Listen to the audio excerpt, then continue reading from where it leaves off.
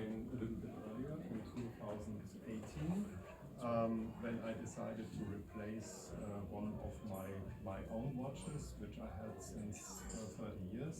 It was a Cartier Santos, which I bought when I started to go to the military service, and had it with me every day. So I wanted to give this watch a little rest and find a replacement. And I looked at what the watch industry gives me for options, and I found it interesting that I saw the same designs, the same watches I saw 30 years before. So not very much has happened. So some yes, some very expensive new innovations were there, but nothing at my price point I was targeting. So I thought I could make my own watch. I'm an industrial designer by profession, so it should not be so difficult for me, I thought. But it turned out that watch design is a little bit different from all other designs I did before. So this is an old industry. It's nearly every design idea was made, and the ones which are not made until yet make often no sense. So the challenge was to find something which is different but still meaningful.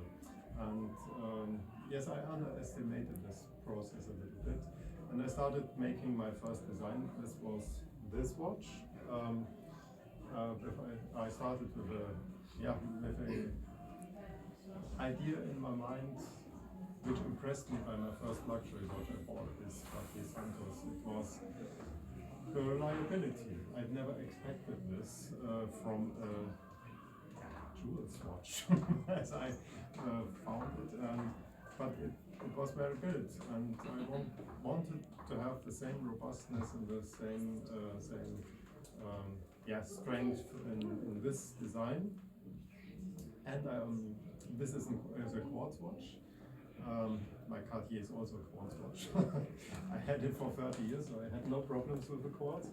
And I found a manufacturer who makes good quartz movements from Switzerland, and they are very helpful in designing the first watch, to be honest. Very, very helpful. And so this came out as the first design. The idea behind the design has many to do with my hometown Munich. I'm living there, and I was raised there. And the colors came from Bavaria, the white or the Bavarian colors. The diamond pattern came from the Bavarian flag. This was added to the royal family heritage in the 13th century. It's very, very old. Even older is the line. I was asked today sometimes for the line. The old line is more older. It's from the 12th century, and so it's a typical design of Bavarian heritage. And Munich, especially, is a mixture between slick graphics. We have had a big graphics and typography scene in the 1920s, and on the other hand, we have these Baroque influences from Italy. And this both together you find in the case and the dial design of his watches. So I wanted to have a good readability, a good and slick graphical design. And yes, you see the lugs are a little bit more organic shaped.